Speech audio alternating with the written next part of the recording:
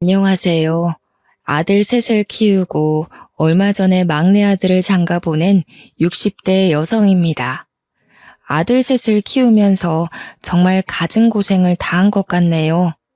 아들들 장가 보내려고 가게를 팔았는데 그것도 부족해 대출도 받게 되었습니다. 장가 보내는데 빚까지 쓰는 거냐고 따지시는 분도 있었지만 아들이 기왕이면 돈 걱정 없이 결혼 생활을 시작했으면 했습니다. 무리해서 유명한 선생님을 모셔서 과외도 시키고 서울에 있는 대학도 보냈는데 결혼도 학벌 좋고 잘난 집안과 했으면 하는 제 바람이 컸습니다. 욕심이 과해서 그랬을까요? 믿었던 사람에게 뒤통수를 맞게 된 후로는 보여지는 것에 집착하지 않게 됐습니다. 여러분은 제가 왜 이렇게까지 아들 학벌, 직업, 돈, 그리고 결혼 상대에 집착할까 싶으실 겁니다. 물론 여러분들도 자식이 잘 나가고 돈도 잘 벌어오면 좋으실 텐데요. 결혼 상대도 남들한테 자랑할 만큼 멋진 상대면 금상첨화라는 생각도 해보셨을 겁니다. 하지만 저는 그 생각이 너무 과해서 큰 화를 당하고 말았습니다. 이게 다 제가 대학도 못 나오고 못난 사람이라 그랬습니다. 그런데 초등학생 때부터 친했던 친구들은 다 대학을 나오거나 전문직에 종사하고 있었으니까요. 제가 남편을 만나기 전 젊었을 때 일어난 일이었습니다. 친구들이랑 어울릴 때면 늘 비교가 됐었죠. 동창 모임이 있을 때마다 위축됐지만 제가 모임에 나가지 않으면 친구들이 저에 대해 뒷담을 하거나 안 좋은 이야기를 할까봐 걱정이 됐습니다. 그래서 매년마다 고급 한식당에서 열리는 모임에 참석했는데요. 그날도 끝까지 자리를 같이 하고 있다가 화장실에 들렀는데 사람이 너무 많아서 다시 돌아오는 길이었습니다. 근데 친구들 목소리가 들리더군요. 쟤는 우리 중에 친한 사람도 없으면서 왜 매번 나오는 거야? 틈만 나면 연봉은 얼마나 올랐냐?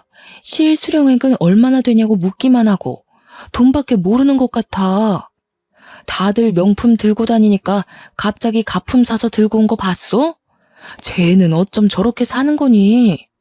그 자리에 갑자기 명품을 들고 온 사람은 저밖에 없었습니다. 동창 말대로 가품을 들고 온 것도 많았고요.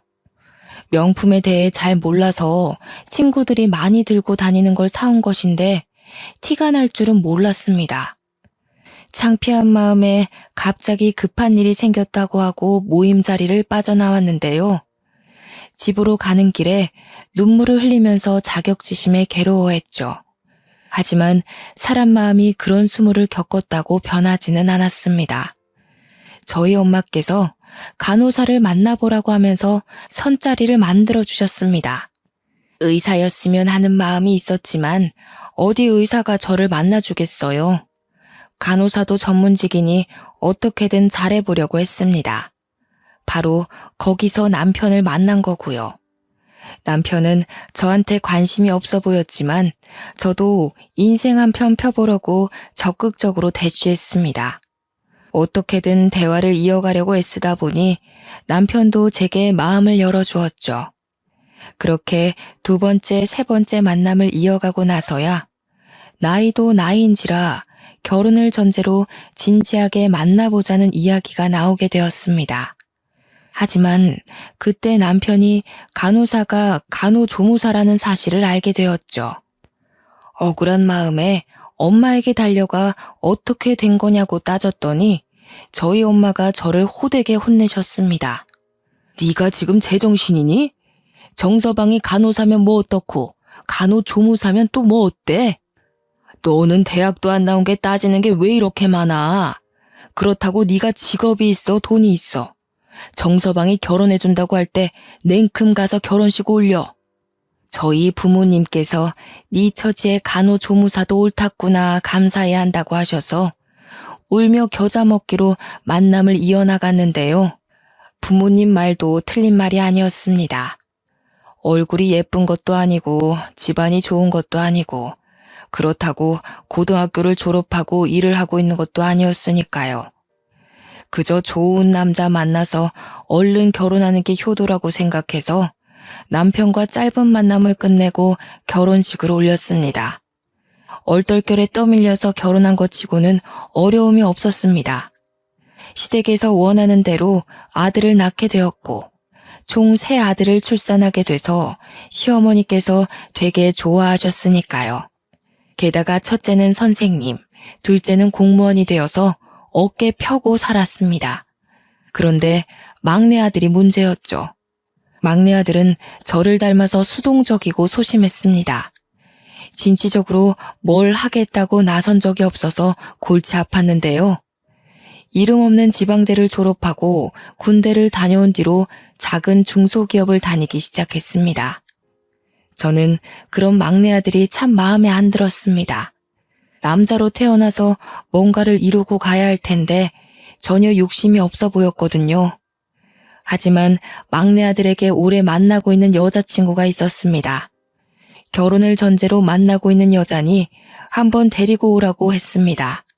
아들이 진짜로 여자친구를 데려왔길래 맛있는 밥을 해주면서 이것저것을 물어보았는데요. 졸업한 대학이랑 하는 일을 물어보니 예상 외의 대답을 듣게 되었습니다. 서울대 성악과 나왔고 지금은 아이들 가르치고 있어요. 원래 공연도 하고 그랬는데 몸이 약해서 엄마가 은퇴하라고 하시더라고요. 저희 엄마도 서울대 성악과 출신이셔서 저희 엄마 말 들을 수밖에 없었어요. 며느리 말로는 며느리 집안 자체가 전부 다 서울대에 버금가는 명문대 출신이라고 하더군요. 저희 막내 아들이 보잘것없어서 비슷한 스펙의 여자를 만나고 있는 줄 알았는데 전혀 아니었습니다. 어떻게 이런 여자를 만났는지 정말 신기할 따름이었죠. 그 뒤로도 사돈어른과 한두 번 마주쳐서 만난 적이 있는데 정말 기품 있어 보였습니다. 배운 집안은 정말 달라 보이더군요. 저는 막내 아들의 여자친구를 며느리감으로 정해두고 막내 아들에게는 절대 헤어지지 말고 잘해주라고 말해두었습니다. 며느리가 학벌이랑 집안만 좋은 것이 아니라 성격까지 좋았습니다. 제가 감기 몸살에 걸려서 누워있다고 하니까 집까지 찾아와서 저녁을 차려주고 청소를 해주었습니다. 제가 그러지 않아도 된다고 말려봐도 며느리는 손까지 내저으며 공손하게 말하였습니다. 어머님, 너무 신경 쓰지 말고 누워 계세요. 밥 차리고 청소하는 게 뭐가 힘들다고 그러세요.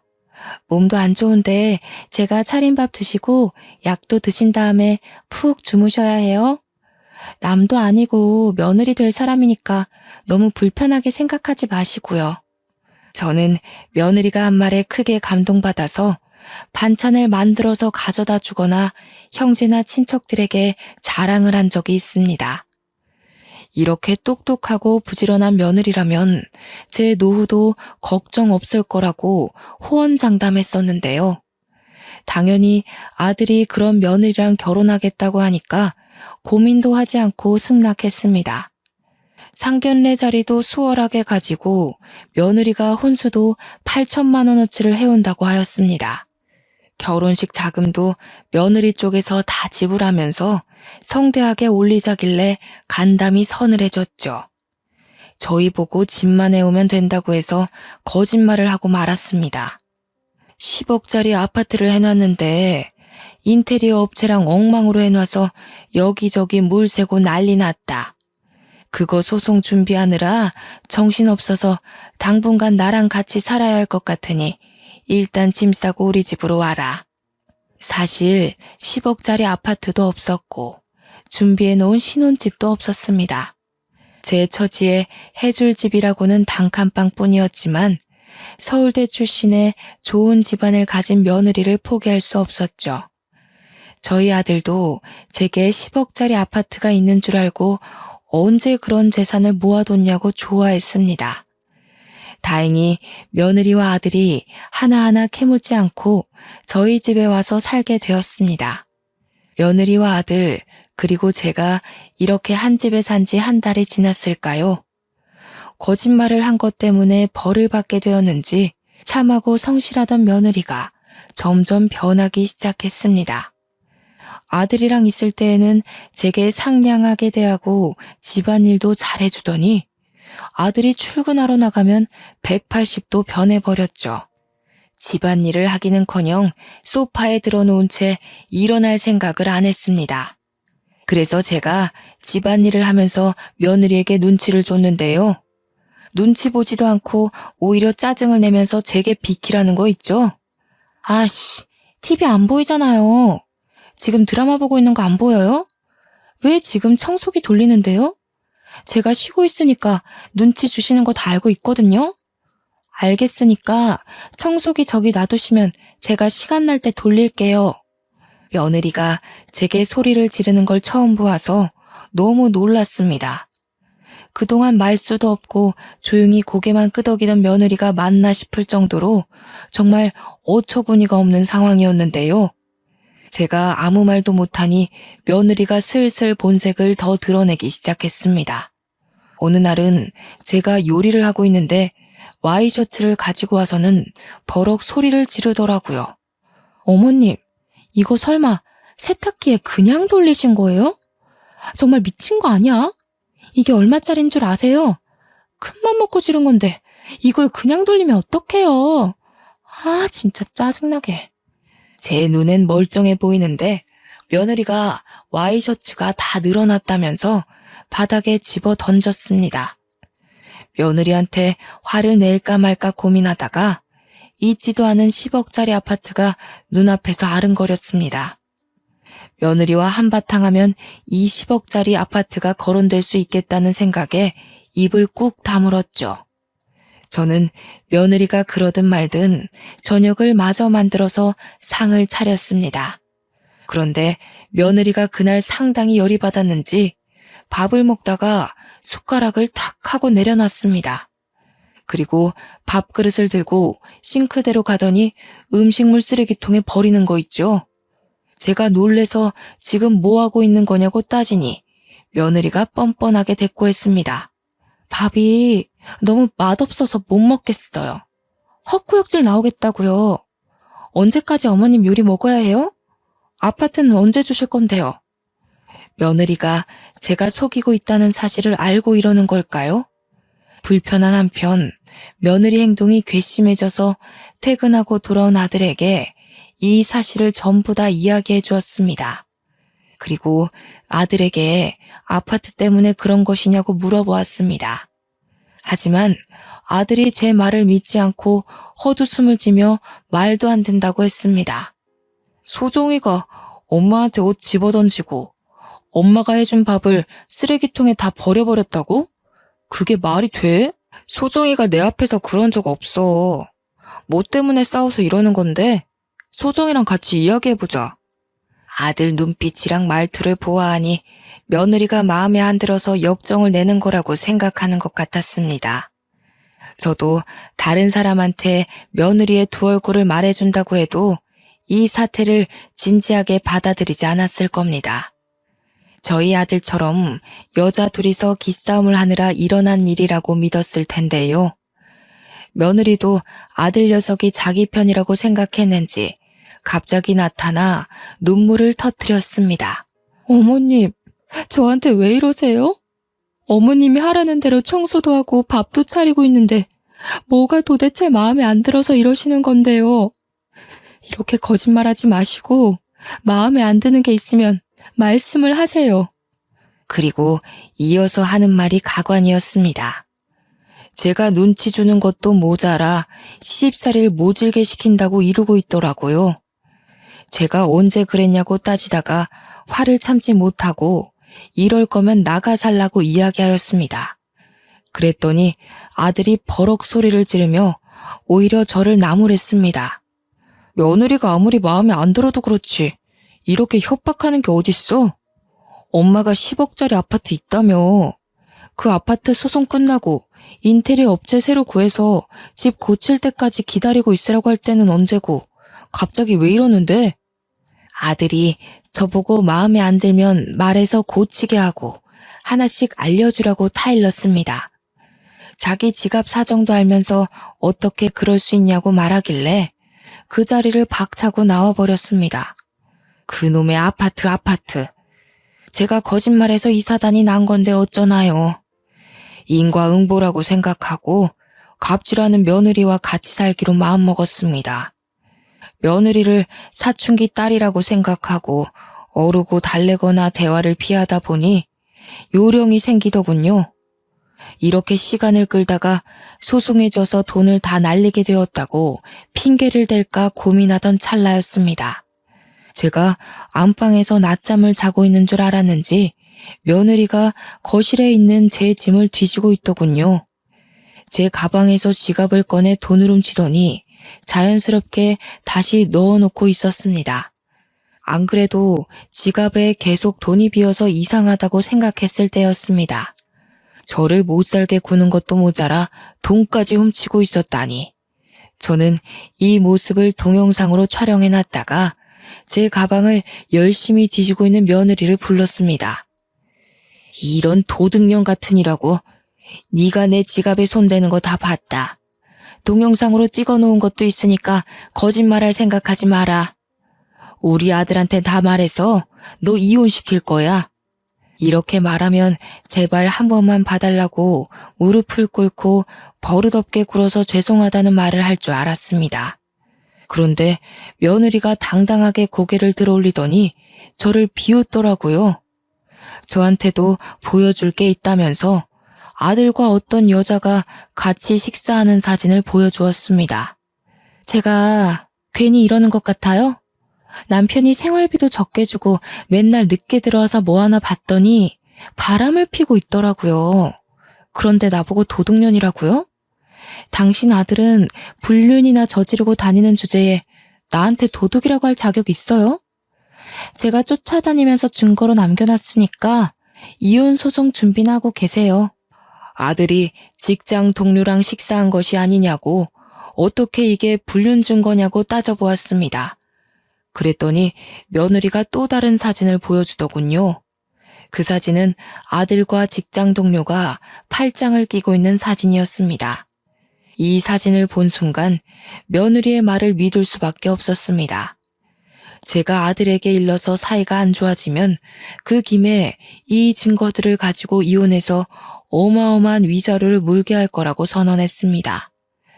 저는 제 아들이 며느리를 배신하고 다른 여자를 만났을 거라고 생각하지 않았습니다. 아들을 믿었지만 아들이 이혼당할까봐 혼자 며칠을 끙끙 앓고 있었는데요.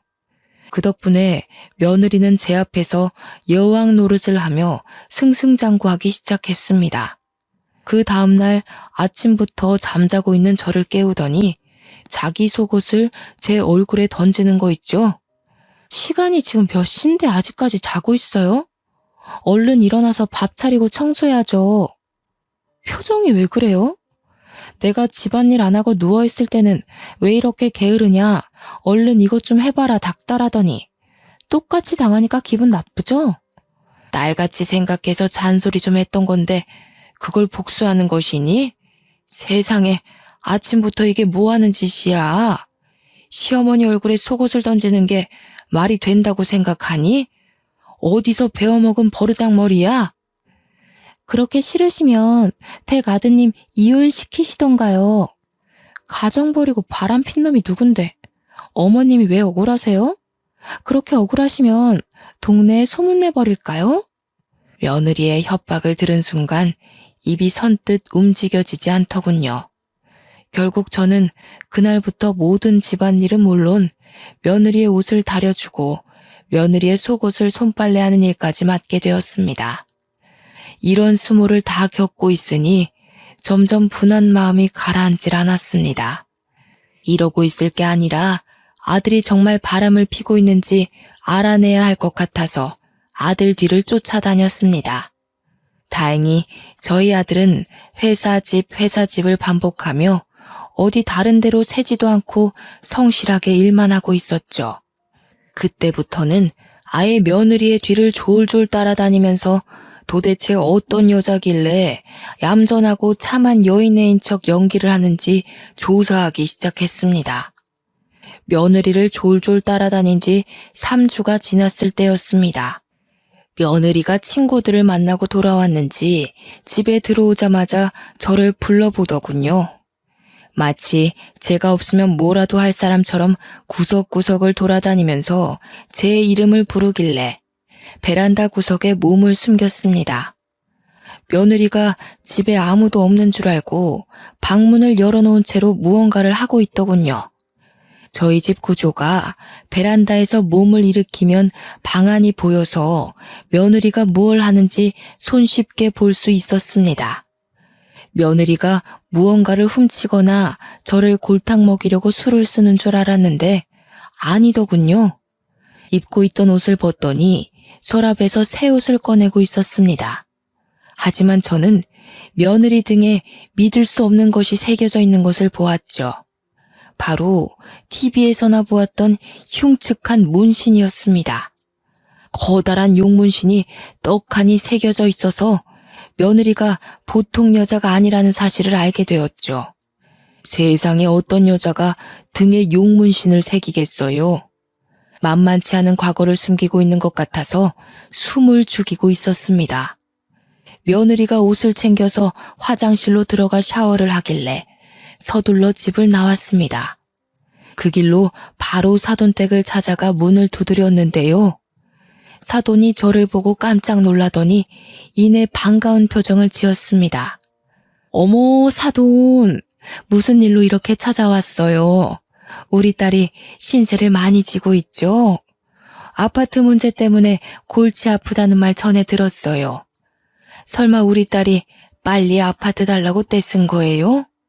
사돈 어른은 갑자기 찾아온 제 눈치를 살피면서 며느리 이야기를 꺼냈습니다. 농담하는 것처럼 웃으면서 이야기했지만 사돈 어른은 자기 딸이 얌전한 척 연기를 하고 있다는 사실을 알고 있어서 저를 떠보는 것 같았습니다. 저는 그런 거 아니라고 오랜만에 뵙고 싶었다는 핑계를 대고 있었습니다. 사돈 어른은 저를 위해 차와 다과를 내오고 며느리 근황을 물었습니다. 그때 사돈 어른에게 급한 전화가 와서 자리를 떴는데요. 저는 얼른 며느리 방으로 들어가 서랍을 뒤져보았습니다. 역시나 제 예상대로 서랍 깊숙한 곳에 며느리의 앨범 사진이 들어있었습니다. 며느리가 서울대를 졸업한 줄 알았는데 생전 처음 듣는 전문대 졸업 앨범이 있더군요. 게다가 다른 사진을 보니 북주족 시절 사진도 있었습니다. 오토바이를 한 줄로 쭉 세워놓고 남자들이랑 찍은 사진이었는데요. 며느리가 짧은 치마를 입고 까만 라이더 자켓을 입고 있는데 전혀 다른 사람 같았습니다.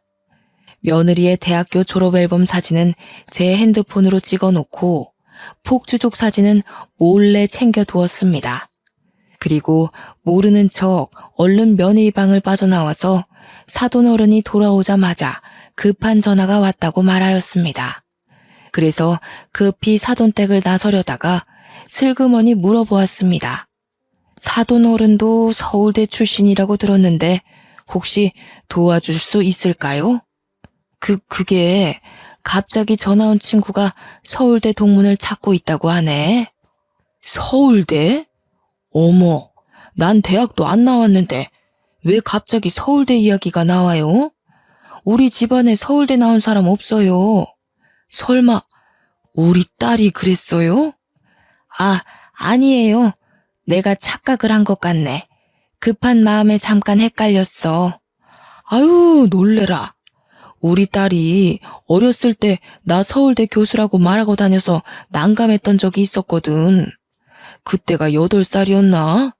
지금은 다 컸는데 설마 그러겠어요? 그쵸? 사돈 어른도 순간 불안한 생각이 들었나 봅니다. 며느리의 본성을 알고 있었는지 제발 아니라고 말해달라는 눈빛으로 저를 쳐다보고 있더군요. 사돈 어른이 무슨 죄인가요? 그동안 사돈 어른을 지켜본 결과 악하게 태어난 딸 때문에 고생을 하는 것 같아서 그런 거 아니라고 둘러대고 얼른 집을 나와버렸습니다. 제 예상이 맞았던 거죠. 며느리가 가족 자체가 서울대 출신이라고 했는데 순 거짓말이었습니다. 사돈 어른에게는 착각을 한 것 같다고 말하면서 그 길로 아들이 다니는 회사 앞으로 달려가 잠깐만 보자고 했죠. 아들이 일하다 말고 급하게 1층으로 내려와 저를 찾았습니다. 저는 아들에게 긴 설명 없이 이것 좀 보라고 하면서 며느리의 사진을 보여주었는데요. 아들이 처음에는 며느리를 몰라보더니 가만히 들여다보다가 충격받은 표정으로 저를 쳐다보았습니다. 너도 믿기지 않지? 나도 사돈댁 갔다가 발견해서 깜짝 놀랐다.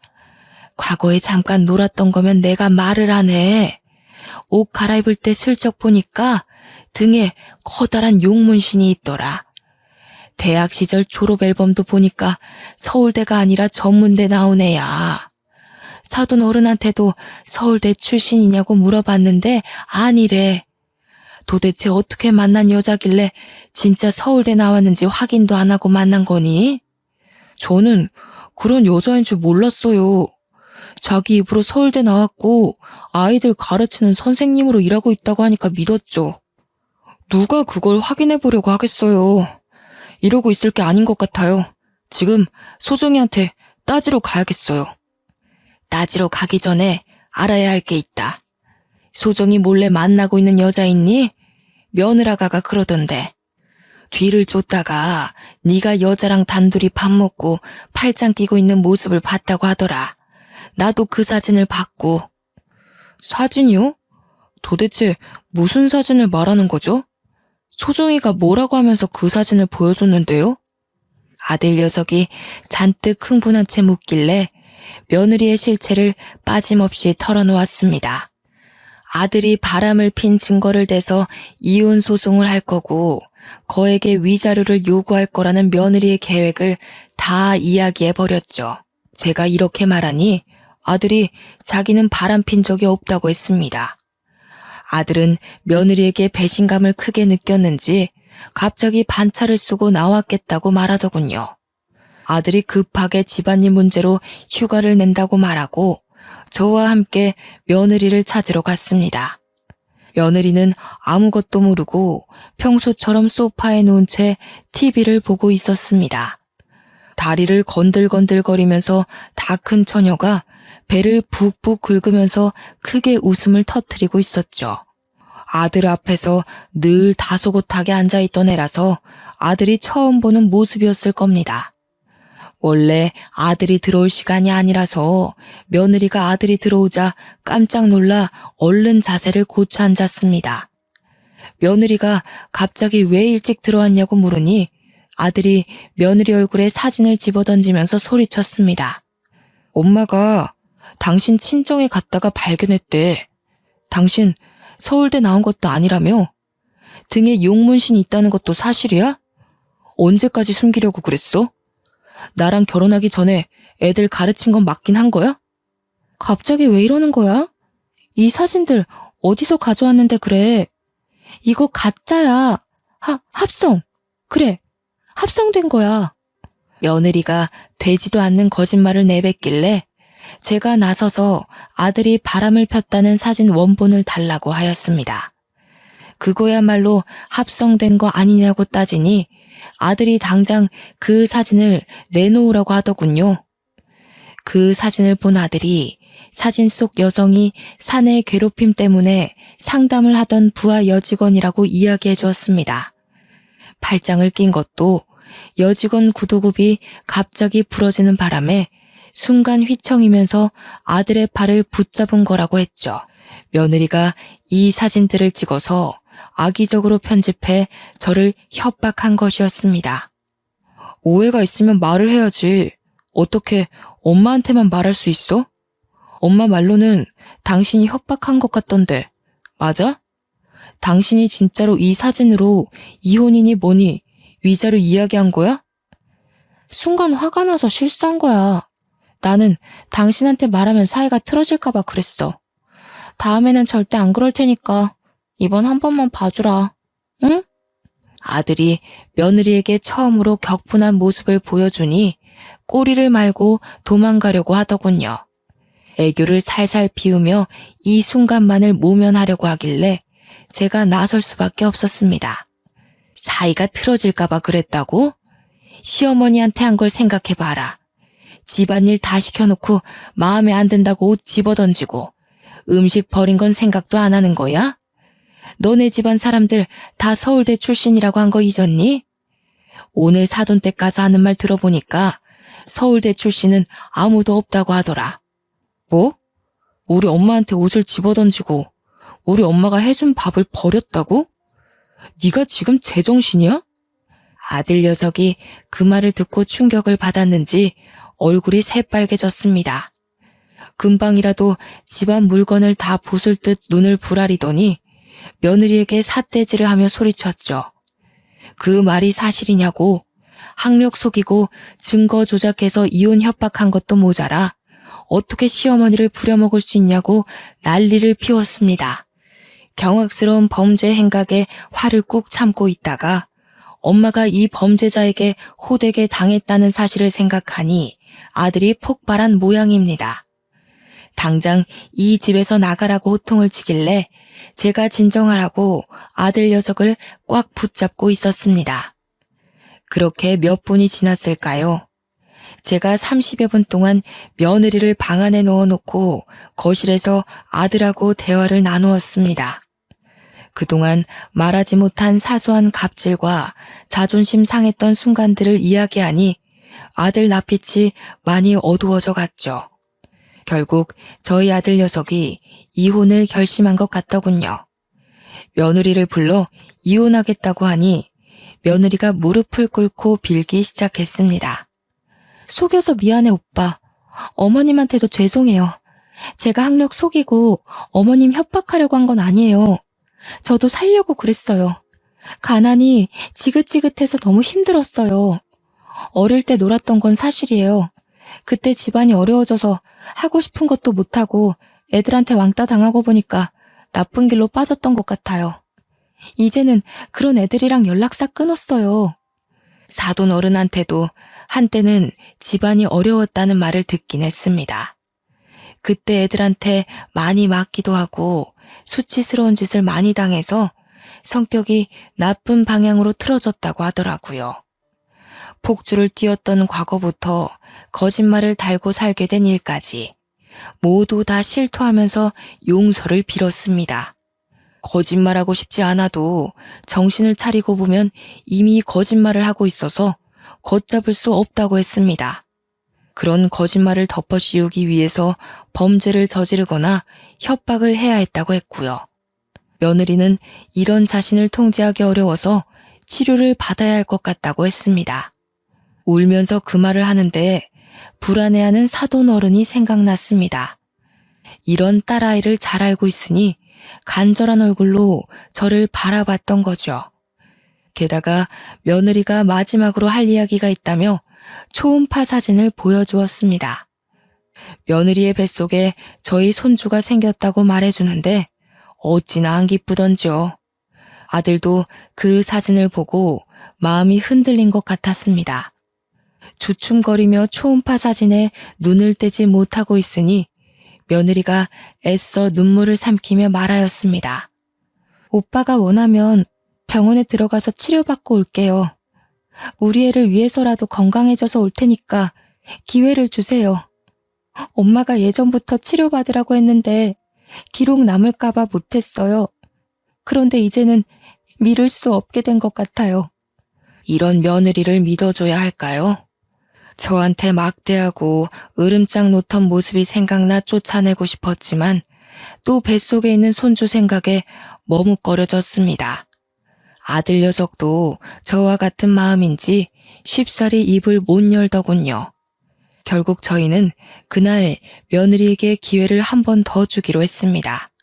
아들이 없는 사이에 며느리가 전처럼 괴롭히거나 난리를 피우면 어쩌나 걱정했는데요.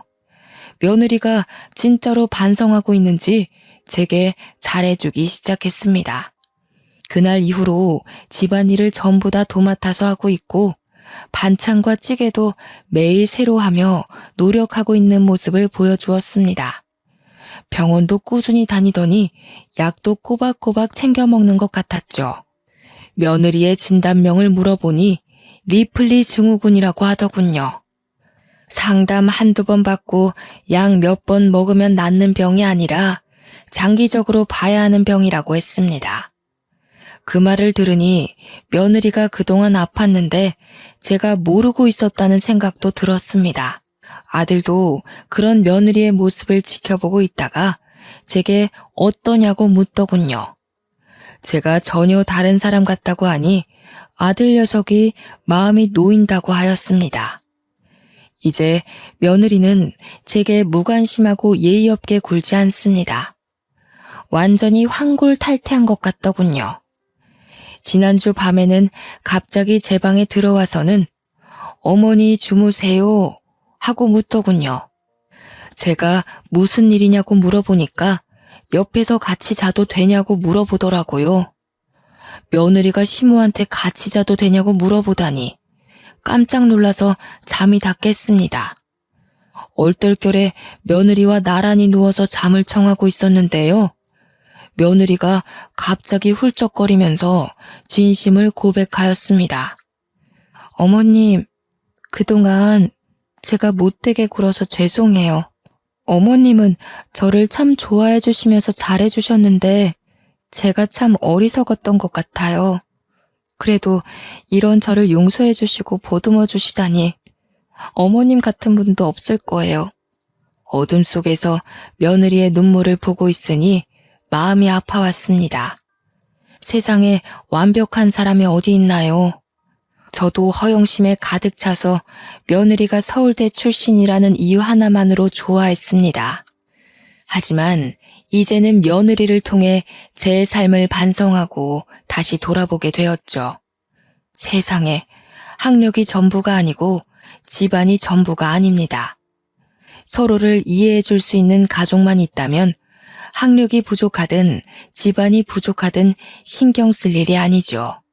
그래서 저도 며느리에게 고백할 것이 있다면서 그동안 숨겨왔던 비밀을 털어놓았습니다. 나도 너한테 말해줄 게 있다. 사실 10억짜리 아파트 나한테 있지도 않아. 네 직업이랑 집안만 보고 우리 아들 장가 보내고 싶어서 거짓말을 했다. 너랑 나랑 다를 바가 없는데 너만 욕보게 하고 정말 미안하다. 며느리가 처음에는 깜짝 놀란 눈치였지만 제 눈물을 보더니 저를 부둥켜 안고 같이 슬퍼해 주었습니다. 눈물로 참회하고 반성하니까 없던 용기도 생기더군요. 아들한테도 10억짜리 아파트가 없다고 말할 수 있게 되었습니다. 아들이 처음에는 저를 이해하지 못하고 화를 냈지만 제가 좋은 집안에 장가 보내고 싶다고 말하니 입을 다물더군요. 잠깐 나가서 담배를 피우고 오는 것 같더니 자기 때문에 고생을 많이 한 것 같다고 이해해 주었습니다. 처음에는 엄마가 왜 거짓말을 했나 이해가 안 됐는데 찬찬히 생각해보니까 내가 못나서 그랬던 것 같아. 형들은 선생님 되고 공무원 돼서 엄마 걱정 끼친 적이 없는데 난 늘 골칫거리였잖아. 하고 싶은 것도 없고 그렇다고 하라는 대로 하지도 않았으니까. 엄마가 고생을 참 많이 했었지. 그거 생각해보니까 엄마가 왜 속였는지 이해가 되더라고. 내가 형들처럼 잘났으면 좋은 집안에 장가도 가고 이렇게 엄마 속 썩일 일도 없었을 텐데 내가 참 미안해. 아니다 아들아. 내가 미안하다. 내가 자격지심 때문에 너를 공경에 빠뜨렸어. 네가 부모를 잘 만났으면 더 승승장구할 애인데 내가 네 인생을 방해한 것 같다. 엄마가 정말 미안해. 이 뒤로도 몇 시간 동안 기나긴 대화를 나누었습니다. 아들에게 삶에 대한 압박감이 얼마나 컸는지 알 수 있어 뜻깊은 대화였죠. 아들과 함께 진심 어린 대화를 나누다 보니 선생님을 하고 있고 공무원을 하고 있는 아들들보다 우리 막내 아들이 더 귀하게 여겨졌습니다. 이렇게 저를 이해해 줄 수 있는 아들은 막내 아들뿐인 것 같았거든요. 그렇게 10억짜리 아파트는 우리 가족들 마음에 묻어두고 없는 이야기로 하기로 했습니다. 이렇게 죄를 참회한 뒤로 저희 가족이 더욱 돈독해졌습니다. 오늘도 며느리가 제가 좋아하는 갈비찜을 한다면서 바쁘게 움직이고 있네요. 저를 상전 취급해줘서 가끔은 너무 아무것도 안 해서 심심할 지경입니다. 제가 부엌으로 가서 설거지라도 하려고 하면 바로 달려와서 저기 가서 쉬고 있으라고 말하고 있으니까요. 몇 달 전까지만 해도 며느리가 이렇게 변할 줄 몰랐는데요. 세상 오래 살고 볼 일인 것 같습니다. 여러분은 가족들 때문에 곤혹스럽고 힘들다고 생각했을 때가 있나요? 저뿐만 아니라 다른 분들도 가족인데도 불구하고 남보다 못할 때가 분명 있다고 하더군요.